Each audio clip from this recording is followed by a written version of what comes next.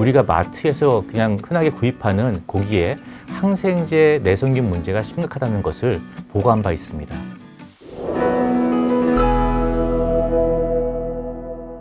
안녕하세요. 세균으로 설명하는 세상 조용근연구소 김석진 소장입니다. 여러분들은 장을 보러 가서 달걀을 고를 때 어떤 기준으로 구입하시나요? 자연 방목, 동물 복지, 유정란, 유기농, 무항생제. 이 채널을 구독하시는 분들은 누구보다 건강과 환경에 관심이 많으실 것이기 때문에 이러한 단어들에 민감하실 거라 생각합니다. 요즘 앱을 통해서 장보기를 할 때 저는 자동적으로 무항생제 달걀을 선택하게 됩니다. 항생제와 달걀, 어떤 관계일까요? 양계장에서 항생제를 사용하는 것은 아주 오래된 이야기입니다. 실제로 제약회사에서 만들어지는 항생제의 대부분이 인간의 질환을 위해 사용되지 않고 다른 곳에 사용된다고 합니다. 닭의 사료에 항생제를 섞기도 하고요. 소와 돼지를 사육할 때도 항생제가 사용된다고 합니다. 그리고 그 항생제는 결국은 돌고 돌아서 우리의 식탁에 올라오게 됩니다. 이번 동영상에서는 식탁을 위협하는 항생제, 우리도 모르는 사이에 섭취하게 되는, 그래서 우리 몸과 장내 세균을 해치게 되는 유해한 물질에 대해서 이야기해 보려고 합니다. 통계 자료에 따르면 제약사들이 만드는 항생제의 약 30%에서 많게는 70%까지 non-human, 즉 인간이 아닌 다른 곳에 사용된다고 합니다. 즉 동물에게 사용되는 것이죠. 그렇다면 왜 동물을 사육할 때 항생제가 사용될까요? 그 이유는 크게 두 가지가 있는데요. 하나는 우리가 상식적으로 유추할 수 있는 질병과 관련된 것이고, 두 번째 이유는 질병과 전혀 상관이 없는 이유입니다. 제가 기억하는 어릴 적 시골집에는 집을 지키기 위해서 개가 있었고요. 쥐를 잡기 위해서 고양이가 있었습니다. 그리고 달걀과 고기를 얻기 위해서 닭을 키우는 경우가 종종 있었습니다. 대부분의 경우 몇 마리의 닭을 방목해서 키웠죠. 그러다 어떤 닭이 병이 들게 되면은 활동을 하지 않고 마치 졸듯이 조용히 앉아 있다가 죽기도 했습니다. 그리고 나머지 닭들은 아무 일도 없었다는 듯이 아주 잘 건강하게 살았습니다. 그런데 이젠 다릅니다. 사회가 산업화되면서 양계 산업은 그 규모가 커지고 전문화되었습니다. 가끔 신문을 통해서 어떤 양계장의 닭들이 감염병으로 인해서 집단 폐사를 했다, 이런 기사를 보곤 합니다. 그 이유는 양계장에서 닭들이 사육되는 형태가 질병의 확산 속도를 빠르게 만들기 때문인데요. 양계장의 닭들은 촘촘히 만들어진 케이지 안에서 사육되기 때문에 닭 한 마리가 감염되게 되면 바로 옆에 있는 닭에게 감염이 전달될 수 있기 때문에 이는 마치 도미노처럼 금방 퍼져나가게 되고, 문제가 한번 발생하게 되면 그 피해 규모 또한 매우 큽니다. 따라서 감염병을 예방하기 위해서 항생제를 사용하는 것은 어찌 보면 합리적인 선택이라고 말할 수 있습니다. 질병을 예방하는 것이 곧 매출과 연결되고 손해를 예방하기 때문이죠. 가축에게 항생제를 사용하는 두 번째 이유는 동물의 건강이나 질병의 예방과 무관합니다. 1950년대 과학자들은 동물에게 항생제를 주게 되면 체중이 증가한다는 것을 알게 되었대요. 항생제를 사료에 섞어주면 동일한 사료를 먹이더라도 몸무게가 증가한다는 사실을 알게 된 거죠. 같은 비용으로 더 많은 고기를 생산할 수 있는 방법을 찾은 겁니다. 항생제를 심지어 치료 목적보다 적게 사용하더라도 이 사육하는 동물의 체중을 효과적으로 증가시킬 수 있다고 합니다. 치료에 사용되는 항생제의 양보다 적게 사용하는 것을 subtherapeutic dose라고 부릅니다. 이전 동영상에서 항생제 내성균이 생기는 기전을 설명할 때 항생제 내성균의 출현은 이미 100년 전에 항생제를 최초로 발견한 학자에 의해서 예견되었다라고 말씀드린 적이 있습니다. 그는 항생제를 너무 적게 쓰거나 혹은 너무 짧은 기간만 사용하면은 오히려 항생제 내성균을 가진 균이 만들어진다는 것을 이미 알고 경고했던 것이죠. 이처럼 소량의 항생제를 사료에 섞어주면 비록 생산성은 증가시킬 수 있겠지만 항생제 내성균을 만들어내는 인큐베이터 역할을 하는 셈이 됩니다. 2023년에 발표된 논문을 보면 우리가 마트에서 그냥 흔하게 구입하는 고기에 항생제 내성균 문제가 심각하다는 것을 보고한 바 있습니다. 미국 캘리포니아주의 여러 마트에서 1년 동안 고기를 샘플링했다고 합니다. 대장균 검사를 했다고 해요. 분석 결과 검사한 고기의 약 절반, 47.51%에서 대장균이 검출되었고, 그중 또 절반은 항생제의 내성을 가지고 있었다고 합니다.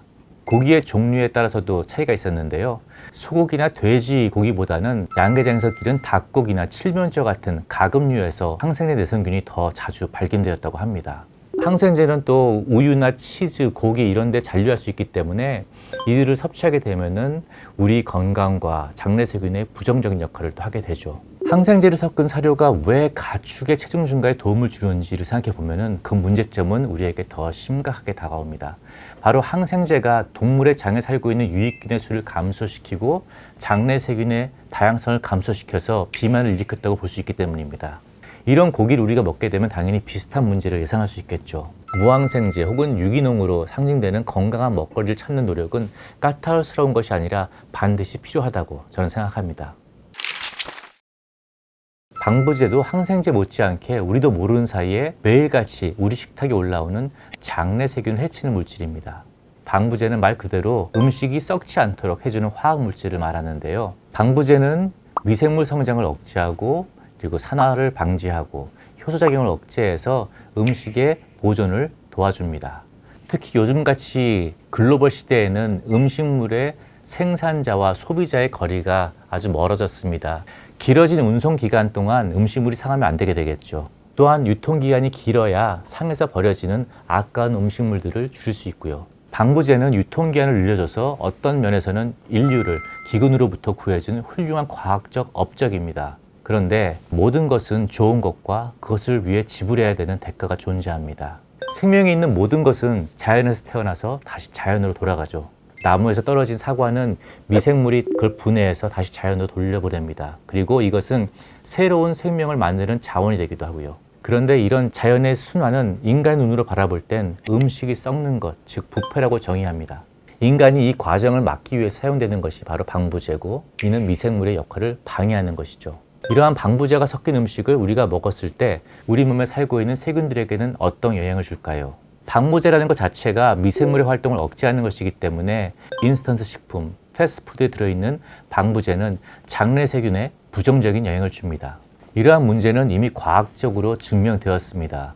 비록 동물 실험이지만 가장 일반적으로 사용되는 3가지 식품용 방부제를 사용 권장량 정도 레벨에서 사용해도 장내세균 구성에 영향을 미친다는 논문이 미생물이라는 학술지에 2021년에 발표된 바 있습니다. 농약도 사실은 심각한 문제입니다. 제초제, 살충제, 항진균제. 제초제는 잡초를 없애는 거고요. 그리고 살충제는 병충해를 없앱니다. 곰팡이 때문에 곡식이 잘못되는 것들을 막기 위해서 진균제가 사용되는데요. 과일, 채소, 곡물 재배에 사용되는 농약은 과일과 채소의 상품성을 보존시키고 그리고 곡물의 생산성을 증가시키는 데 도움을 줄 수 있습니다.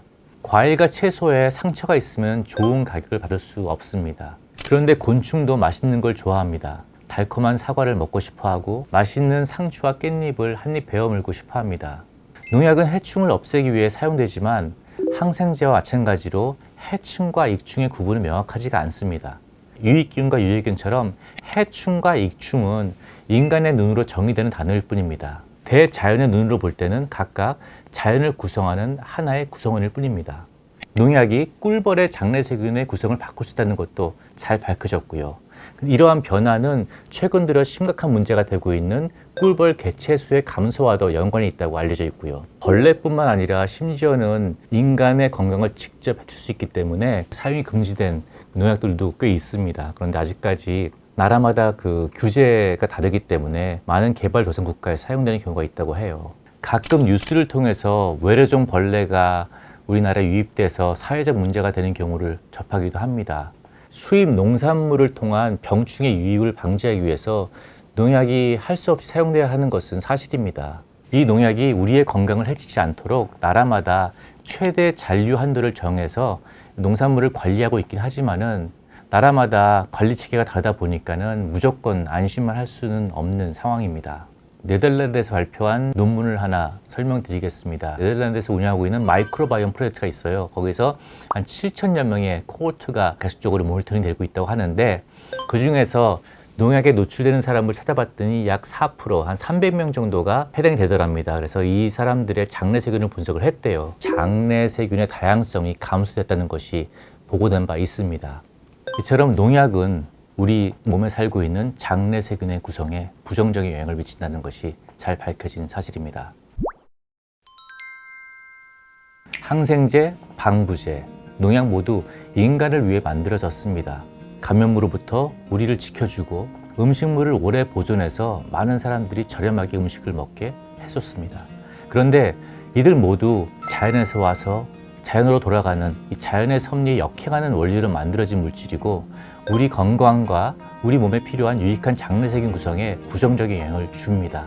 이들이 우리 현대인의 생활에 깊숙이 들어오는 과정과 그리고 아토피와 알레르기처럼 다양한 면역 질환이 증가하는 시점과 무관하지 않다고 알려져 있습니다. 비록 항생제, 방부제, 이 농약 모두 우리 식탁에서 완전히 제거하는 것은 불가능할지언정 하지만 아는 만큼 보인다. 우리가 알고 있는 것이 1차적으로 중요하다고 생각합니다. 예를 들어 과일과 채소를 깨끗한 물에 잘 씻어서 잔류하는 화학물질을 가능하면 없애려는 노력, 그리고 가공식품보다는 식재료를 좀 구입해서 직접 해먹으려는 그런 노력들, 심지어는 무항생제 달걀을 선택하는 그런 작은 노력들이 하나하나 합쳐지면 유익한 장내세균을 가꾸는 데 도움이 될 수 있습니다. 다음에도 여러분의 건강을 지키는 데 도움이 될 수 있는 동영상으로 찾아뵙도록 하겠습니다. 감사합니다.